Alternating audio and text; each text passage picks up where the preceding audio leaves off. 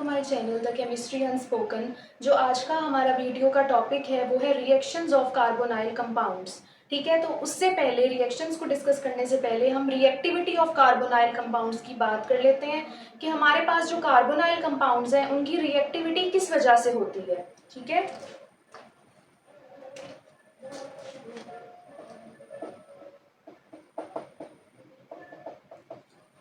Reactivity of carbonyl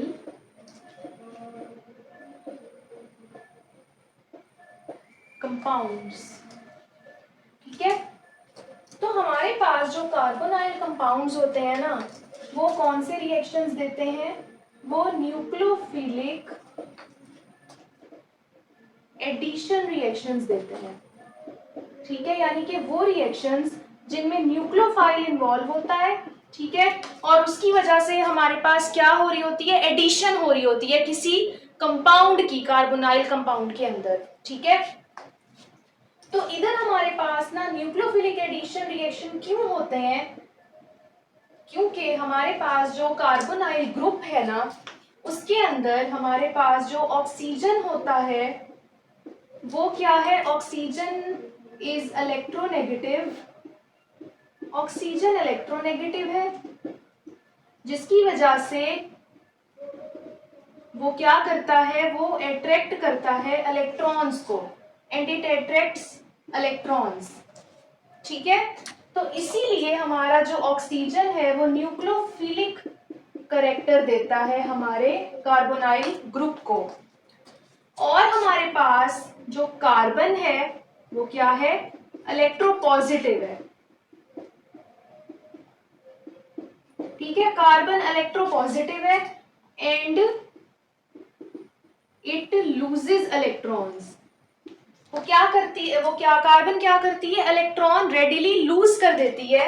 तो वो हमें कौन सा करेक्टर प्रोवाइड करती है? इलेक्ट्रोफिलिक करेक्टर प्रोवाइड करती है।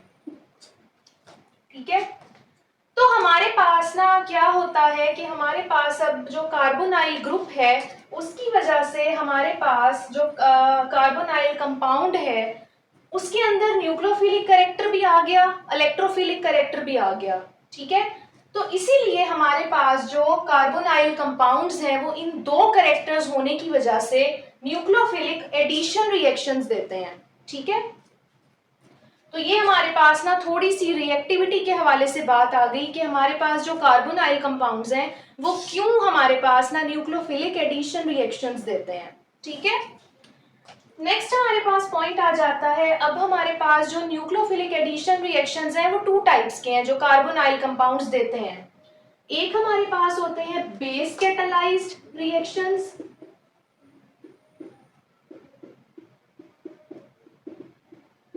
और एक हमारे पास होते हैं एसिड कैटालाइज्ड रिएक्शंस।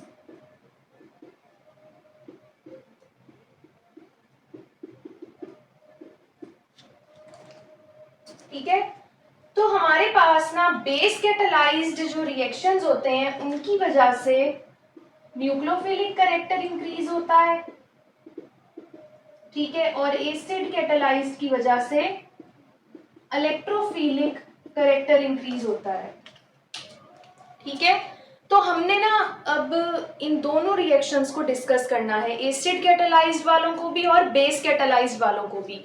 तो हम आज की वीडियो में ना एसिड कैटालाइज्ड रिएक्शंस के बारे में डिस्कस करेंगे। ठीक है,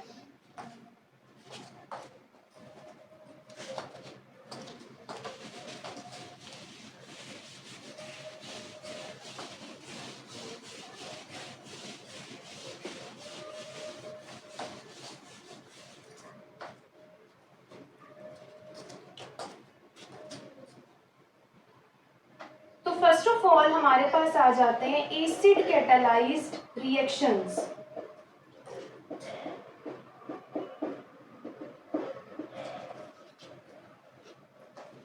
नंबर 1 पे सबसे पहले हम डेफिनेशन देख लेते हैं कि एसिड कैटालाइज्ड रिएक्शन होते क्या हैं।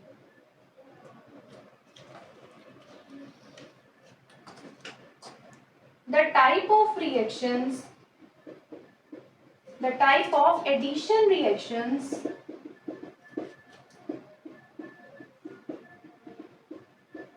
which occur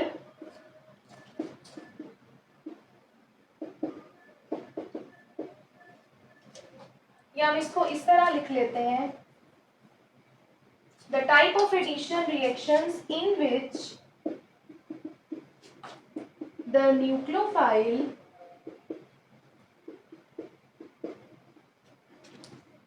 attacks the carbonyl compound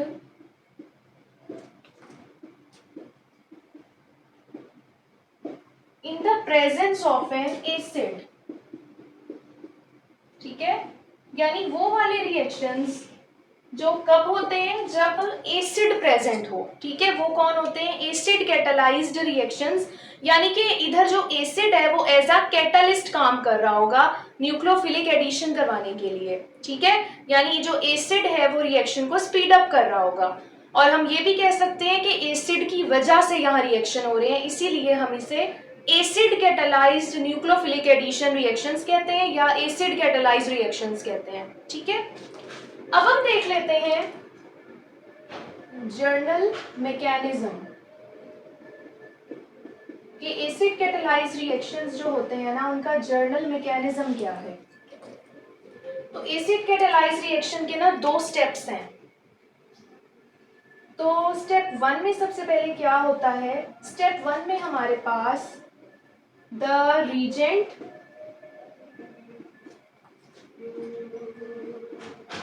produces a proton। ठीक है, फर्स्ट स्टेप में क्या होता है, जो रीजेंट है यानी कि हमारा जो एसिड है वो प्रोटॉन प्रोड्यूस करता है। ठीक है, अब ये हमारा एसिड है, एसिड के अंदर हमारे पास H प्रोटॉन तो लाजमी होता है ना एसिड में, और बकाया जो चीज है वो न्यूक्लियोफाइल है। ठीक है, तो हमारे पास जो ये है ये आयोनाइज होके H+ और न्यूक्लियोफाइल बना देगा। ठीक है, नेगेटिव होता है ना न्यूक्लियोफाइल। ठीक है, तो ये बना देगा। नेक्स्ट हमारे पास है स्टेप 2। स्टेप 2 में क्या होगा, the proton reacts with the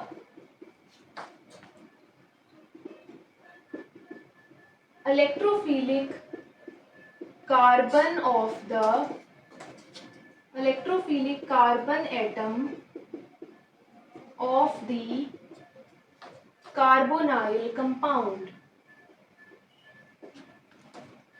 तो स्टेप 2 में जो प्रोटॉन बना है वो क्या करेगा, कार्बोनाइल कंपाउंड की कार्बन के साथ रिएक्ट कर लेगा। किस तरह, ये हमारे पास कार्बोनाइल कंपाउंड है और ये H+ है। सबसे पहले इनका रिएक्शन होगा प्रोटॉन का, तो हमारे पास क्या आ जाएगा, हमारे पास इस तरह का स्ट्रक्चर आ जाएगा। ठीक है, अब ये वाला जो स्ट्रक्चर है ये अब न्यूक्लियोफाइल के साथ रिएक्ट करेगा। ठीक है, और हमारे पास इस तरह का स्ट्रक्चर आएगा कि न्यूक्लियोफाइल कार्बन के साथ आके अटैच हो जाएगा और हमारे पास जो OH है वो वैसे ही ऑक्सीजन के साथ रह जाएगा। ठीक है, तो हमारे पास ना अब जब भी कोई कंपाउंड बनेगा ना एसिड कैटालाइज रिएक्शन में, वो इस तरह का बनेगा, यानी कि हाइड्रोजन जो है ना हमारे रीजेंट की, जो ये रीजेंट है हमारा, वो हमेशा ऑक्सीजन के साथ आके अटैच होगा हाइड्रोजन, और जो न्यूक्लियोफाइल वाला पार्ट है वो हमेशा कार्बन के साथ आके अटैच हो जाएगा। ठीक है, तो ये जर्नल मैकेनिज्म है एसिड कैटालाइज्ड रिएक्शंस का कार्बोनाइल कंपाउंड्स के अंदर। अब हम देख लेते हैं एग्जांपल्स कि हमारे पास ना कौन कौन से रिएक्शंस एसिड कैटालाइज्ड के थ्रू हो सकते हैं।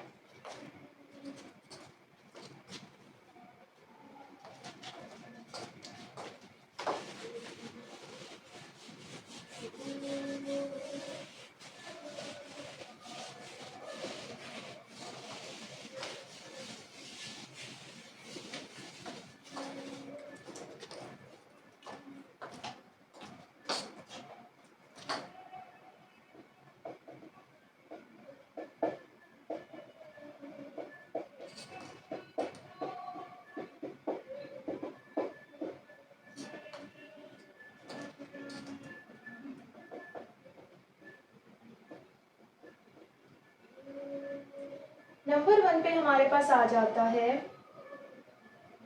पॉलीमराइजेशन ऑफ फॉर्मेल्डिहाइड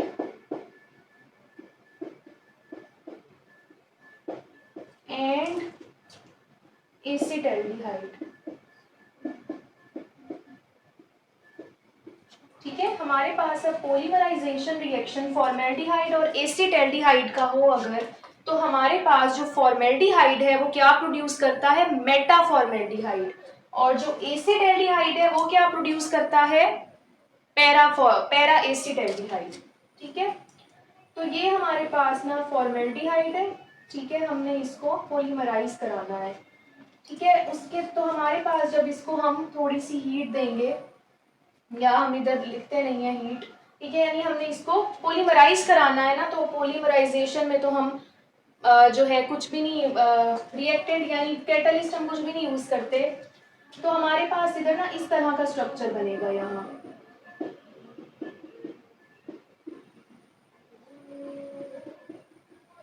ठीक है, तो ये हमारे पास कौन सा कंपाउंड है, ये हमारे पास है मेटाफॉर्मेल्डिहाइड, इसे हम कहेंगे मेटाफॉर्मेल्डिहाइड। ठीक है, उसके बाद हमारे पास ना आ जाता है एसिटाल्डिहाइड। एसिटाल्डिहाइड का जब रिएक्शन होगा तो हमारे पास जो कंपाउंड प्रोड्यूस होगा वो सेम ऐसा ही होगा। ठीक है, बस इस जो CH2 है ना उसके साथ आके CH3 अटैच हो जाएगा और इधर से एक हाइड्रोजन कम हो जाएगा, तो हमारे पास इधर CH हो जाएगा, इधर भी CH।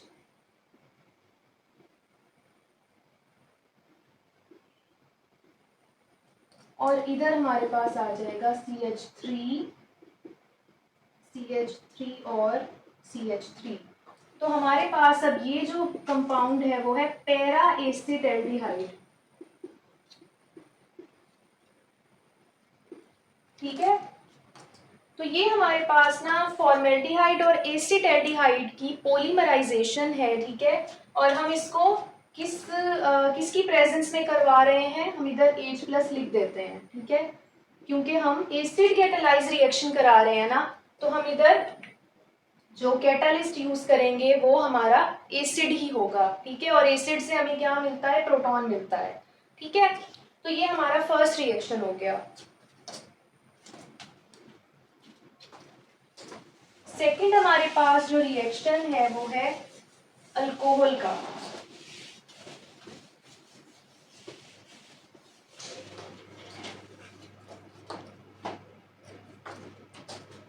सेकंड हमारे पास रिएक्शन है एडिशन ऑफ अल्कोहल।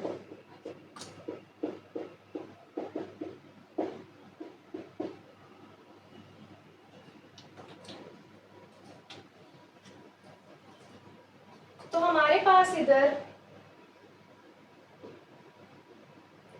ये हमारा एसिटाल्डिहाइड है। ठीक है, और इधर हमारे पास आ जाता है C2H5OH, और इधर हम लेंगे ड्राई HCl।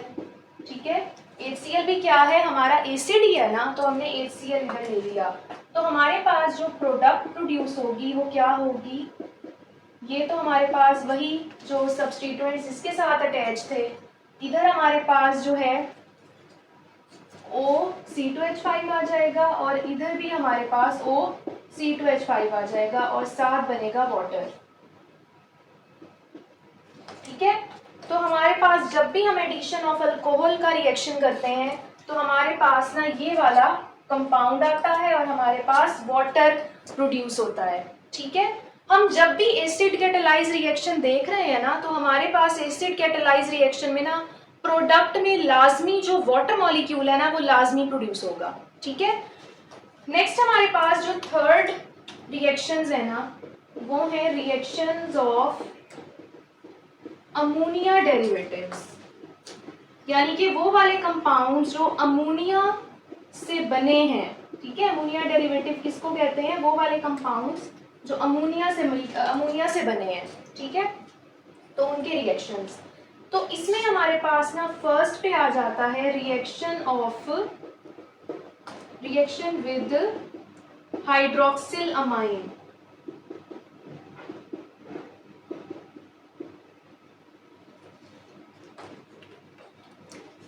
ठीक है, तो हमारे पास जो रिएक्शन आ जाता है एल्डिहाइडॉल कीटोन का, वो पहले हाइड्रोक्सिलामाइन के साथ है। हाइड्रोक्सिलामाइन होता है H2NOH। ठीक है, H प्लस की प्रेजेंस में रिएक्शन हो रहा है एसिड की प्रेजेंस में। तो अब हमारे पास क्या होना है, हमारे पास अब ये वाला हमारे पास कंपाउंड है ना, वो हमारे पास क्या हो जाएगा। सबसे पहले ना मैं आपको इसका जर्नल मैकेनिज्म बता देती हूँ, ताकि आपको ना बहुत अच्छे से ना इसका मैकेनिज्म जो है वो समझ आ जाए कि हमारे पास जब अमोनिया डेरिवेटिव के साथ रिएक्शन होता है ना, तो किस तरह का रिएक्शन होता है। ठीक है,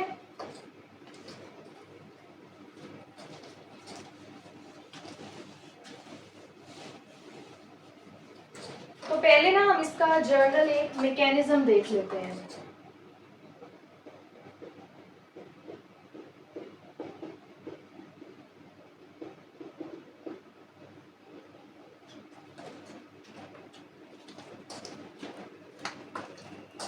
अब हमारे पास ना ये कार्बोनाइल कंपाउंड है, ठीक है, और इधर हमारे पास ना ये अमोनिया डेरिवेटिव है।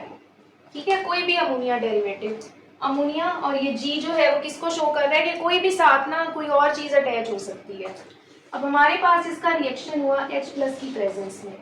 ठीक है, अब रिएक्शन हमारे पास किस तरह होगा वो हम देख लेते हैं। अब जो हमारे पास ये वाला पार्ट है ना Ng वाला, ये कार्बन के साथ लगेगा। किस तरह, कार्बन के साथ इस तरह ये अटैच हो जाएगा Ng वाला पार्ट। ठीक है, और ये जो एक हाइड्रोजन है ना H2 में से, वो इसके साथ लग जाएगा नाइट्रोजन के साथ, और एक जो हमारे पास एक जो हाइड्रोजन बचा वो इस ऑक्सीजन के साथ अटैच हो जाएगा। इधर दो हाइड्रोजन है ना, तो एक हाइड्रोजन नाइट्रोजन के साथ चला गया और दूसरा हाइड्रोजन ऑक्सीजन के साथ चला गया। ठीक है, अब हमारे पास जो ये वाला कंपाउंड है वो क्या है, अनस्टेबल है। इसको हम कहते हैं अमाइनो अल्कोहल। ठीक है, जो कि अनस्टेबल है। तो हमारे पास अब इसकी थोड़ी सी रीअरेंजमेंट होगी। ठीक है, और हमारे पास जो ये वाली चीज है, ये वाली चीज ये क्या बना देगी, वाटर बना देगी। ठीक है, और अब हमारे पास ये बॉन्ड और ये बॉन्ड टूट गया ना, तो कार्बन और नाइट्रोजन के बीच में डबल बॉन्ड फॉर्मेशन हो जाएगी। ठीक है, और हमारा जी जो है वो वैसे का वैसे साथ लगा रहेगा। तो अब हमारे पास हम जब भी अमोनिया डेरिवेटिव्स वाले रिएक्शन करवा रहे होते हैं ना, तो हमारे पास जो एंड प्रोडक्ट है वो यही बननी है। ठीक है, कि कार्बन डबल बॉन्ड नाइट्रोजन, और उसके नाइट्रोजन के साथ इधर जो भी चीज होगी ना जी की जगह पे, वो हमेशा नाइट्रोजन के साथ आके अटैच हो जाएगी, बेशक जो भी कंपाउंड हो। ठीक है, तो हमारे पास जो एंड प्रोडक्ट है वो यही बनेगा। ठीक है, और इसे हम क्या कह रहे हैं, इसे हम कंडेंसेशन प्रोडक्ट कहेंगे, क्योंकि हमारे पास जो अमोनिया डेरिवेटिव के रिएक्शंस है ना, उन्हें कंडेंसेशन रिएक्शंस भी कहा जाता है। क्यों, क्योंकि इनमें वाटर मॉलिक्यूल प्रोड्यूस हो रहा है।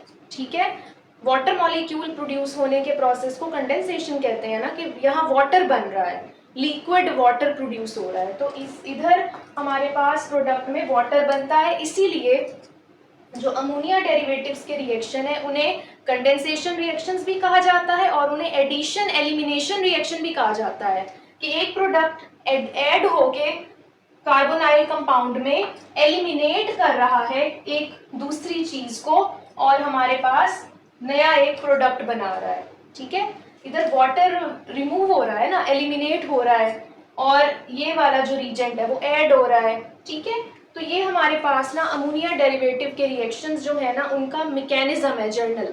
अब हम एग्जांपल्स की तरफ चलते हैं। अब आपको एग्जांपल्स जो है ना वो बहुत अच्छी समझ आएंगी कि हमारे पास किस तरह जो है वो रिएक्शन हो रहा है।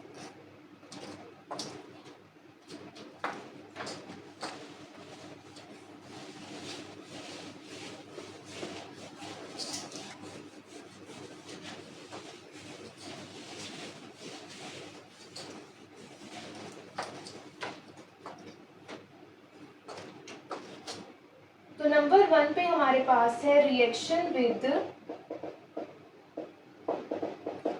Hydroxyl amine.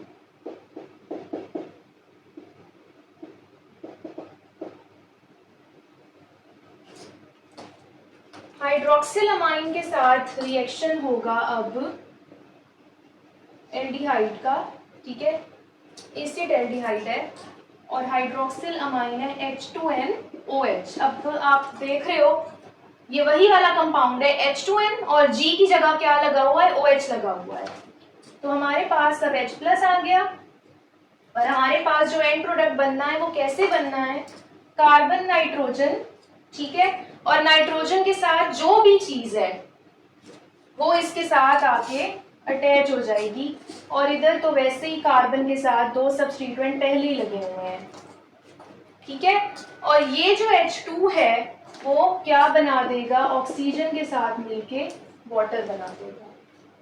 तो ये हमारा कंपाउंड है जो प्रोड्यूस होगा। उसी तरह अगर हम कीटोन के साथ रिएक्शन देखें तो वही सेम रिएक्शन होना है, ठीक है, सेम रिएक्शन होना है, बस इधर सब्स्टिट्यूएंट बदल जाएंगे कार्बन के, ठीक है, वही सेम प्रोडक्ट बनना है और साथ वाटर बनेगा, ठीक है। तो ये आपके पास हाइड्रोक्सिल अमाइन का रिएक्शन कंप्लीट हो गया। सेकेंड हमारे पास जो रिएक्शन आ जाता है वो है रिएक्शन विद हाइड्राजीन। हाइड्राजीन के साथ रिएक्शन अगर देखें तो हाइड्राजीन के साथ हमारे पास इस तरह रिएक्शन होता है। अब हाइड्राजीन होती है H2N NH2, ठीक है, और हमारे पास acid as a catalyst use हो रहा है। तो अब हमारे पास क्या प्रोडक्ट बनेगा, C डबल बॉन्ड N तो वैसे ही बनना है, ठीक है, N के साथ क्या है NH2, तो इधर NH2 आ जाएगा और इधर कौन से सब्स्टिट्यूएंट्स लगे हुए हैं, ये दोनों, साथ हमारे पास जो ये H2 है और ये ऑक्सीजन है वो मिलके क्या बना रहे हैं, वाटर, ठीक है। उसी तरह अगर हम कीटोन को ले लें, सेम कीटोन का हमारे पास रिएक्शन है, बस हमारे पास इधर सब्स्टिट्यूएंट चेंज हो जाएंगे, बाकी वही चीज है,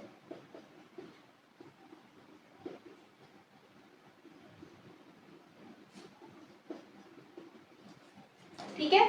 तो ये आपका कौन सा रिएक्शन हो गया, हाइड्राजीन के साथ।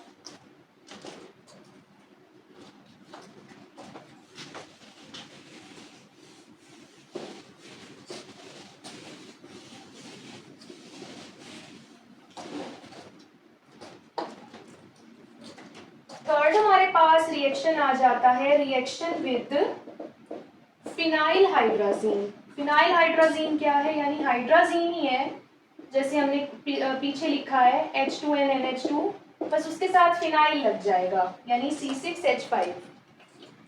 तो हमारे पास ये हमारा एल्डिहाइड है, ठीक है, अब हमारे पास H2N वही सेम चीज और उसके साथ लगा हुआ है फिनाइल, ये हमारा फिनाइल हाइड्राजीन है।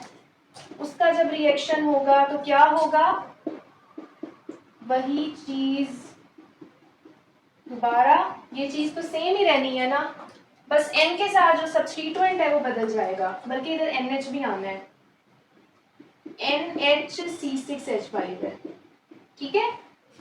तो N के साथ हमारे पास अब सब्स्टिट्यूएंट क्या है, NHC6H5, ठीक है, और बाकी जो चीज है वो क्या बना रही है, वाटर, ठीक है। आपने सिर्फ ना G के ऊपर फोकस रखना है, यानी कि N के साथ सब्स्टिट्यूएंट कौन सा है, वही सब्स्टिट्यूएंट आगे भी N के साथ ही रहेगा, ठीक है, जब कार्बन के साथ N डबल बॉन्ड बनाएगा। नेक्स्ट हमारे पास कीटोन का भी रिएक्शन वही है, H2N NHC6H5 H प्लस और हमारे पास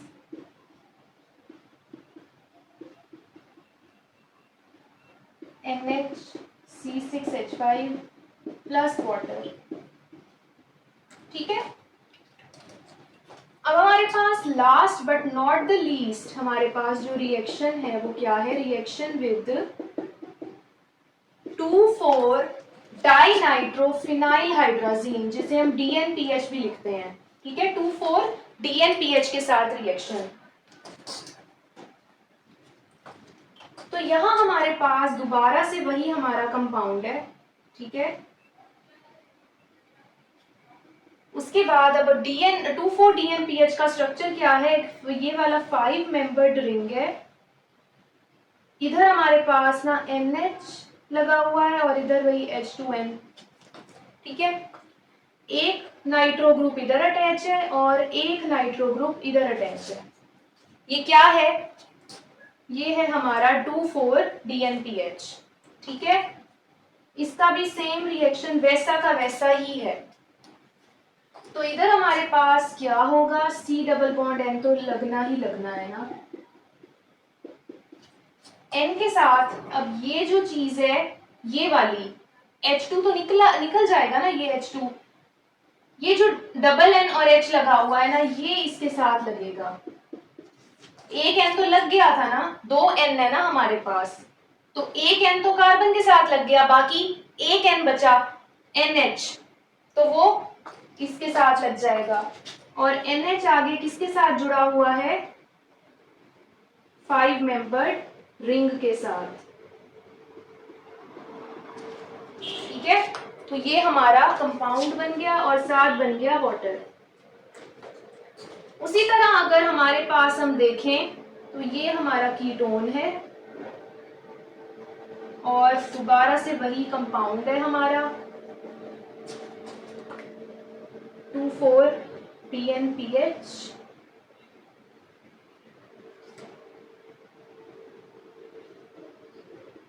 हमारा कैटालिस्ट भी सेम है, बस हमारे पास कार्बन के जो सब्स्टिट्यूएंट्स हैं वो बदल जाएंगे।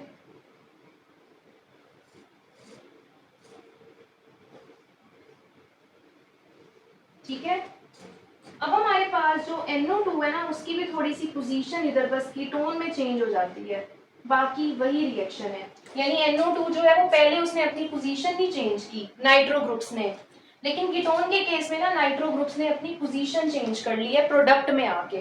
ठीक है, बाकी सेम वैसा ही रिएक्शन होना है जैसे हम पढ़ रहे थे। ठीक है, तो आपके पास ना ये एसिड कैटालाइज रिएक्शंस हैं, तो मुझे उम्मीद है कि आपको बहुत अच्छी समझ आ गई होगी कि एसिड कैटालाइज रिएक्शन किस तरह होते हैं। ठीक है, तो वीडियो अच्छी लगी तो लाइक शेयर सब्सक्राइब ज़रूर करें मेरे चैनल को, और वीडियोस को भी शेयर अपने दोस्तों के साथ लाजमी किया करें ताकि उनको भी केमिस्ट्री पढ़ने का मौका मिल सके, और मेरी वीडियोस पे कमेंट भी लाजमी किया करें। ठीक है, और अपना ख्याल रखें, तब तक के लिए अल्लाह हाफिज़।